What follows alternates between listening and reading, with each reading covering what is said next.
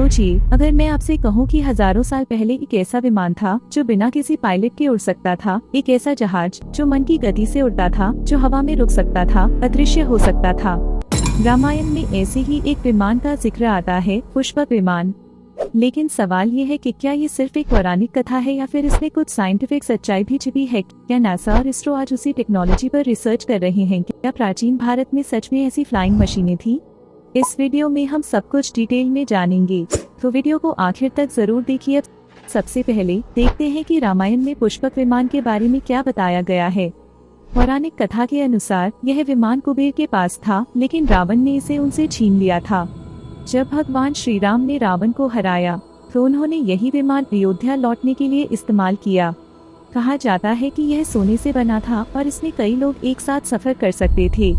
इसे चलाने के लिए किसी इंसान की जरूरत नहीं थी। क्या यह ऑटो पायलट की तरफ इशारा करता है? यह मन की शक्ति से नियंत्रित हो सकता था। क्या यह माइंड कंट्रोल टेक्नोलॉजी थी? सोचिए, हजारों साल पहले अगर ऐसा कुछ था तो क्या यह प्राचीन भारत की एक खोई हुई टेक्नोलॉजी थी? अब सवाल ये उठता है कि क्या ये सिर्फ एक पौराणिक कहानी है या फिर विज्ञान भी इसे सच मानता है? 20वीं सदी में एक ग्रंथ सामने आया, वैमानिक शास्त्र। इसमें बताया गया कि प्राचीन भारत में मर्क्यूरी से चलने वाले विमान थे। कुछ वैज्ञानिकों का मानना है कि यह एंटी ग्रेविटी टेक्नोलॉजी हो सकती थी। क्या पुष्पक विमान वास्तव में एलियंस की तकनीक थी? कुछ लोग मानते हैं कि यह एक UFO की तरह काम करता था। दिलचस्प बात यह है कि नाजी जर्मनी ने भी एक खास प्रोजेक्ट पर काम किया था, जिसमें वे मरकरी से चलने वाले एंटी ग्रेविटी एयरक्राफ्ट बनाने की कोशिश कर रहे थे।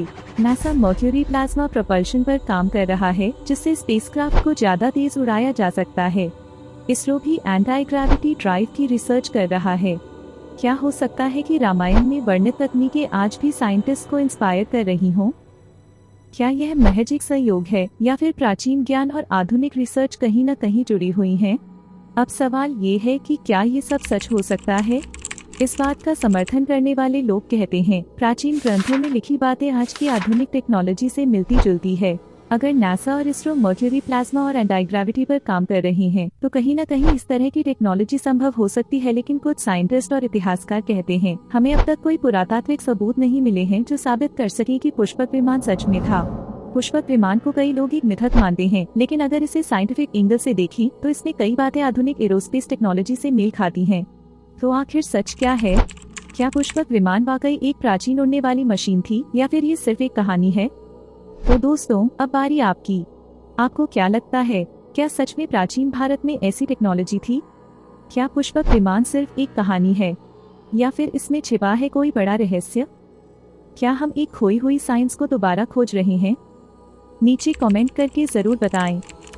अगर आपको ऐसे ही रहस्यमय विषय पसंद हैं तो चैनल को सब्सक्राइब करें और बेल आइकॉन दबाएं ताकि आपको हमारी नई वीडियो सबसे पहले मिले।